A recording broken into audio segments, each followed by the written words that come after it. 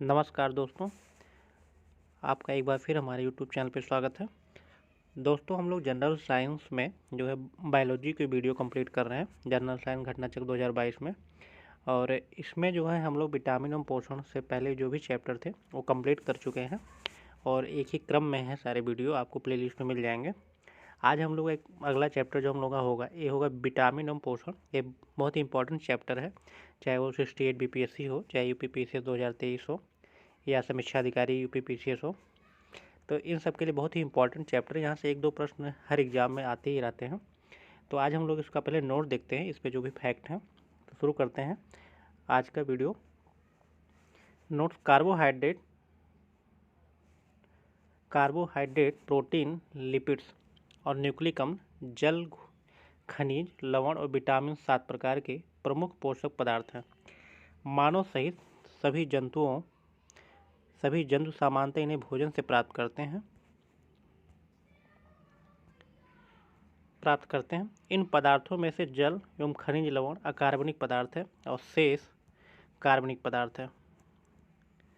Carbohydrate एवं वसाएं प्रमुख ऊर्जा उत्पादक हैं। जो कार्बोहाइड्रेट एवं वसाएं हैं प्रमुख ऊर्जा उत्पादक होती हैं।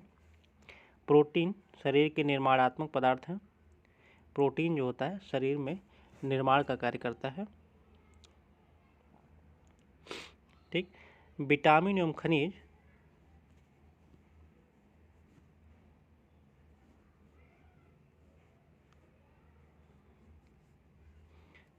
ठीक है। विटामिन एवं जल, खनिज, लवण उपापचयी क्रियाओं का नियंत्रण एवं नियमन करते हैं। जो प्रोटीन होते हैं वो हमारे शरीर में निर्माण का कार्य करते हैं और जो विटामिन, जल एवं खनिज लवण है उपापचयी क्रियाओं का नियंत्रण और नियमन करते हैं। कार्बोहाइड्रेट में 1:2:1 के अनुपात में कार्बन, हाइड्रोजन और ऑक्सीजन के यौगिक होते हैं। अर्थात कार्बन जो है एक अनुपात में होगा, हाइड्रोजन 2 और ऑक्सीजन 1, तो 1:2:1 का अनुपात होता है कार्बोहाइड्रेट में। 1911 में पोलैंड के वैज्ञानिक कैसिमिर फंक ने पहली बार विटामिन की अवधारणा दी। फंक ने पहली बार विटामिन की अवधारणा का निरूपण किया था और विटामिन शब्द का सर्वप्रथम प्रयोग किया था। विटामिन शब्द का भी सर्वप्रथम प्रयोग इन्होंने किया था। अब तक लगभग 20 प्रकार के विटामिन ज्ञात हो चुके हैं। 20 प्रकार के विटामिन ज्ञात हो चुके हैं, जिनकी दो प्रमुख श्रेणियां हैं। तो इसमें एक होती हैं जल में घुलनशील, जैसे बी और सी। विटामिन बी और विटामिन सी जल में घुलनशील होती है। और दूसरा इसमें जो श्रेणी है वो है बसा में घुलनशील। तो बी और सी को छोड़ दिया जाए, बाकी ए, डी और ई के जो है बसा में घुलनशील होती है। तो दो श्रेणियां हैं, एक जल में घुलनशील की श्रेणियां हो गई और एक हो गया जो है बसा में घुलनशील। ए, डी, ओ के मतलब बी सी यदि आपको याद हो गया तो भी हो जाएगा। बी सी जल में घुलनशील है, बाकी ए डी में, ई के बसा में। विटामिन को सहायक आहार कारक भी कहा जाता है। इस विचार को स्पष्ट करने वाले पहले वैज्ञानिक फ्रेडरिक गोलैंड हॉपकिंस थे। विटामिन को सहायक आहार कारक भी है। विटामिन लैक्टोज प्राकृतिक शर्करा है।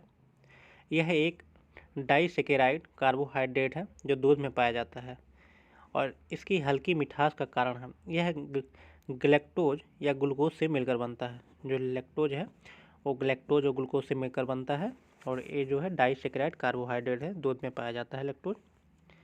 ठीक है। और इसको भी हम लोग, इसका जो चार्ट है ये भी देखते हैं। पहले इसका जो भी दिए गए हैं उसको पढ़ लेते हैं।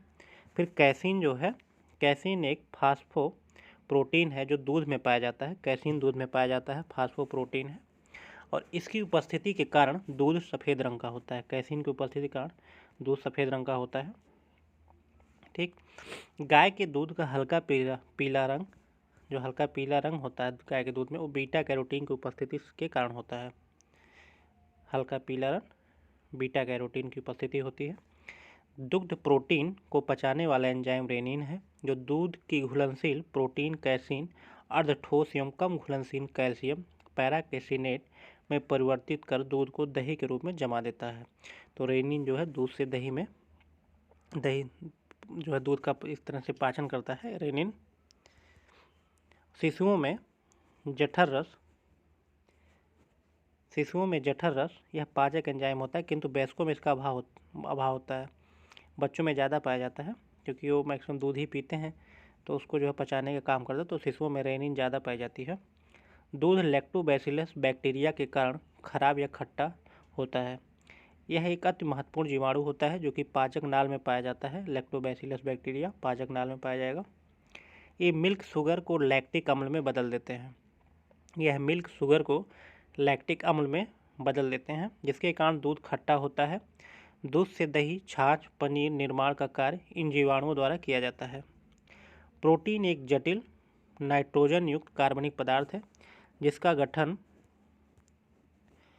कार्बन, हाइड्रोजन, ऑक्सीजन एवं नाइट्रोजन तत्वों से के अणुओं से मिलकर होता है। जो प्रोटीन होता है उसका गठन कार्बन, हाइड्रोजन, ऑक्सीजन, नाइट्रोजन के अणुओं से मिलकर होता है। इनमें से आंशिक रूप से गंधक, फास्फोरस आदि भी उपस्थित होते हैं। कुछ मात्रा में गंधक, फास्फोरस भी होते हैं प्रोटीन में।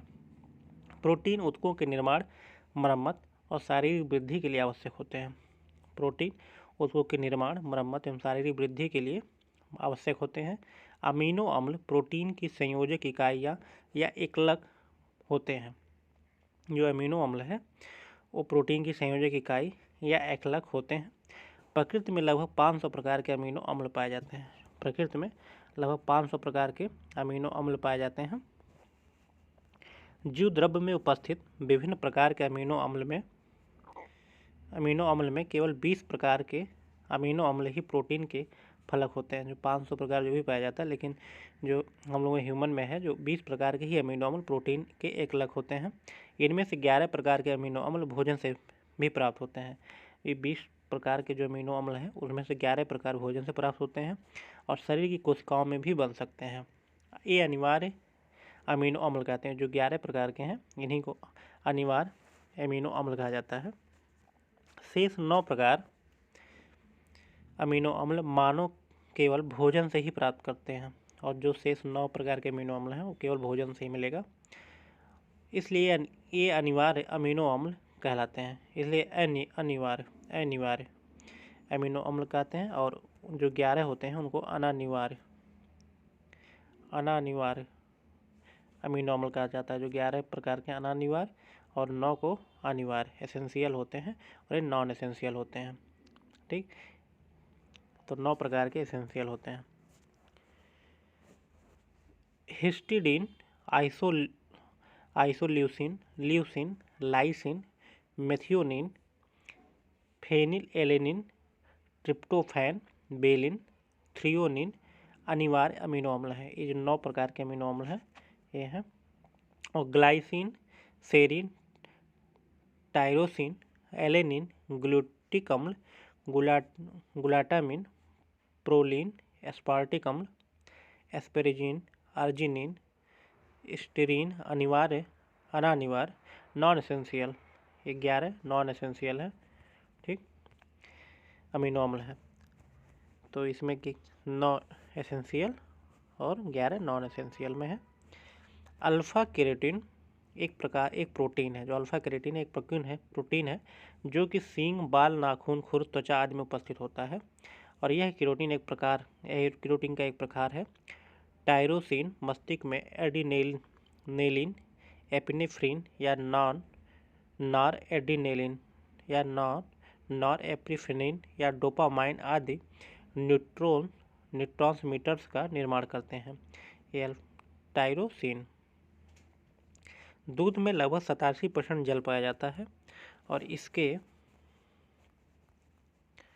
स्थित इसमें वसा, प्रोटीन, कार्बोहाइड्रेट, कैल्शियम, पोटेशियम इत्यादि भी पाए जाते हैं। दूध को पूर्ण आहार कहा जाता है जो कि सभी अवस्थाओं के लिए सर्वमान्य भोजन है। सामान्य क्रियाशील महिला के लिए प्रोटीन की उपयुक्त दैनिक मात्रा 45 से 46 ग्राम, जबकि गर्भवती महिलाओं को, बच्चों को दूध पिलाने वाली महिला के लिए इससे अधिक मात्रा की आवश्यकता होती है।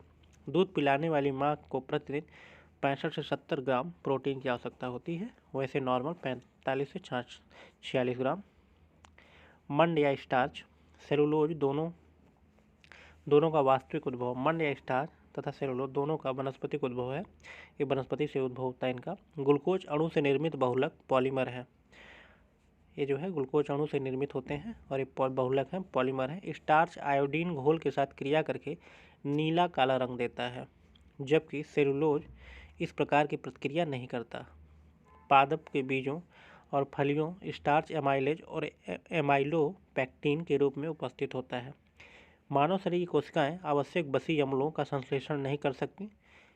लिनोलेइक अम्ल तथा अल्फा लिनोलेइक अम्ल मानव स्वास्थ्य के लिए आवश्यक बसीय अम्ल है। तिलहनी फसलों एवं अधिकतम अल्फा लिनोलेनिक अम्ल अलसी या तीसी में पाया जाता है।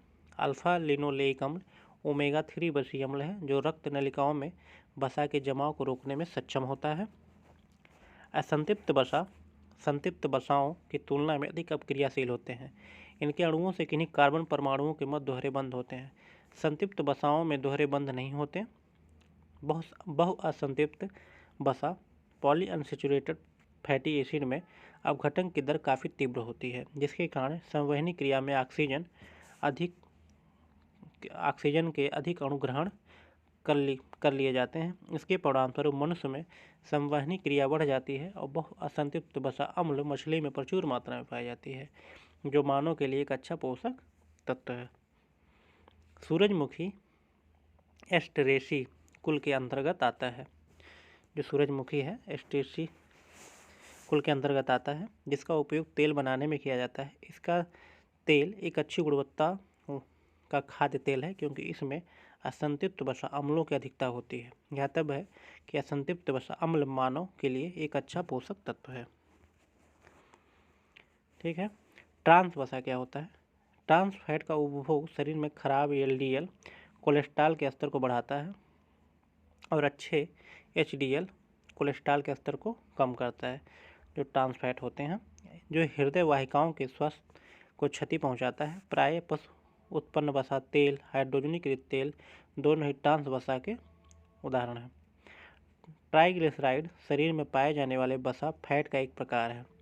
हमारा शरीर भोजन से प्राप्त अप्रयुक्त ऊर्जा ट्राइग्लिसराइड में परिवर्तित कर देता है। ट्राइग्लिसराइड वसा कोशिकाओं में संचित होता है। ठीक है। अब दोस्तों इस पे हम लोग देखते हैं कि जो है विटामिन के जो दिए गए हैं कि विटामिन कौन कौन से हैं, उनसे कमी से कौन से रोग होते हैं, उनके स्रोत क्या हैं। ये जो है क्वेश्चन, ये बहुत इंपॉर्टेंट सेगमेंट है, यहाँ से क्वेश्चन आते रहते हैं। तो दोस्तों हम लोग अब देखते हैं विटामिन और विटामिन से स्रोत। तो पहला विटामिन है विटामिन ए, जिसका वैज्ञानिक नाम रेटिनॉल है और इसकी कमी से रतौंधी हो जाता है। जीरोपैथेलमिया का संक्रमण त्वचा की कोशिकाओं में परिवर्तन, ये सारी चीज़ें होती हैं। रतौंधी, जीरोपैथेलेमिया, संक्रमण, त्वचा की कोशिका में परिवर्तन हो जाता है विटामिन की कमी से। और ये जो है गाजर, हरी सब्जियां, दूध, मक्खन, अंडा, यकृत और मछली के तेल से मिलती है। ठीक। तो इसका वैज्ञानिक नाम रेटिनॉल है और इससे होने वाली ये बीमारियां हैं। इसको दोस्तों हो इसको ऐसे याद कर लेंगे तो काफ़ी इसमें हेल्प करेगा एग्ज़ाम में। विटामिन B1 जो है उसको बोलते हैं थायमिन।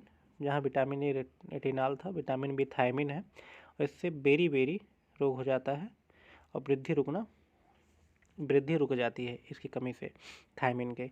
और अनाज, फलियां, सोयाबीन, दूध आदि इसके स्रोत हैं। अगला है विटामिन B2, राइबोफ्लेविन कहा जाता है इसको, राइबोफ्लेविन। और इससे जो है किलोसिस नामक बीमारी हो जाती है।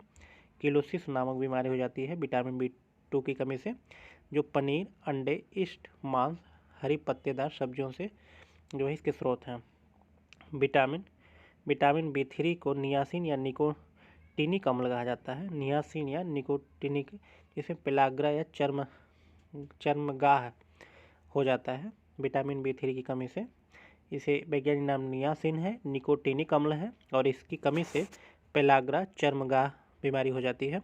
और ईस्ट, मांस, मछली, अंडे, दूध और फलियां में जो है विटामिन B3 के स्रोत हैं। अगला है विटामिन B5, जिससे पेंटोथेनिक एसिड कहते हैं, पेंटोथेनिक अम्ल कहा जाता है B5 को। यह चर्म रोग, वृद्धि कम कर देता है, ग्रोथ कम हो जाता है शरीर का और बाल सफ़ेद हो जाते हैं विटामिन B। तो ये जो है मिलता है कि इसमें अंडे, दूध, मांस, मूंगफली में मिलता है। विटामिन B5 में, तो विटामिन B5 का नाम जो है पेंटोथेनिक अम्ल है। अगला है विटामिन B6 को पायरोडॉक्सिन कहा जाता है, पायरोडॉक्सिन कहा जाता है। और यह जो है रक्त क्षीणता, चर्म रोग और पेशी ऐंठन हो जाती है इसकी कमी से, विटामिन 6 से। पायरोडॉक्सिन, दूध, इष्ट अनाज और मांस इसके स्रोत हैं। अगला है विटामिन B7, B7 को बायोटिन कहा जाता है, जो चर्म रोग, बालों का झड़ना इसकी कमी से होता है। यदि B7 कम हो जाए तो चर्म रोग, बालों का झड़ना हो जाएगा। और इसके स्रोत हैं मांस, गेहूं, अंडा, सब्जी, फल। विटामिन B9 है, जिसको फोलिक अम्ल कहा जाता है, फोलिक एसिड कहा जाता है, जो रक्त क्षीणता और कुंठित वृद्धि हो जाती है इसकी कमी से। और यह स्रोत है हरी सब्जियों, फलियों और स्टॉम, मांस, अंडे का। ठीक, उसी तरह एक है विटामिन B12, जिसको बोलते हैं साइनोकोबालामिन, साइनोकोबालामिन। और इससे जो है घातक रक्त क्षीणता हो जाती है। जो एनीमिया जो है बहुत जो है सीरियस हो जाता है इसमें। घातक रक्त क्षीणता, तंत्रिका तंत्र की गड़बड़ी हो जाती है साइनोकोबालामिन की कमी से। मांस, मछली, अंडा, दूध और आंत के जीवाणु इसके स्रोत हैं।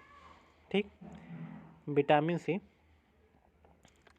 एस्कॉर्बिक अम्ल है, एस्कॉर्बिक अम्ल, इसमें स्कर्वी रोग हो जाता है इसकी कमी से। आंवला, नींबू, बंस के फल, टमाटर, सब्जियां, सिट्रिक जो फ्रूट्स होते हैं वो जो है इसमें स्रोत हैं, अच्छे स्रोत हैं विटामिन C के। विटामिन D कैल्सीफेरॉल है, सूखा रोग हो जाता है, रिकेटस और ऑस्टियोमैलेसिया हो जाता है इसकी कमी से। और मक्खन, मछली का तेल, अंडा और सूर्य का प्रकाश इसके जो है स्रोत हैं। ठीक, अगला है विटामिन E, जिसे टोकोफेरॉल कहा जाता है, टोकोफेरॉल। और जनन क्षमता की कमी हो जाती है, जननांग में पेशियां कमजोर हो जाती हैं इसकी कमी से। तेल, गेहूं, अंडे और जर्दी, अंडे की जर्दी और सोयाबीन इसके जो है प्रमुख स्रोत हैं विटामिन E के। अंकुरित जो है इसके अंकुरित गेहूं या अंकुरित जो भी अनाज है वो भी इसके विटामिन E के स्रोत होते हैं। विटामिन K नेप्थोक्विनिन, चोट पर रक्त का थक्का नहीं जमता है, विटामिन K कम हो जाए तो इसकी जो है कमी हरी सब्जियां, अंडे, सोयाबीन, आंत के बैक्टीरिया जो है इसके स्रोत हैं। तो दोस्तों इसके वैज्ञानिक नाम और उससे होने वाली जो भी बीमारियां हैं विटामिन और इसके स्रोत, विटामिन कमी से होने वाली बीमारी में इसके स्रोत हम लोग देख चुके हैं। तो इससे संबंधित बहुत से प्रश्न आए हैं जिसको हम लोग अगले वीडियो में करेंगे। ये 2 पार्ट में कंप्लीट होगा। यदि आपको वीडियो पसंद आया तो ज़्यादा से ज़्यादा इसको शेयर करिए। धन्यवाद।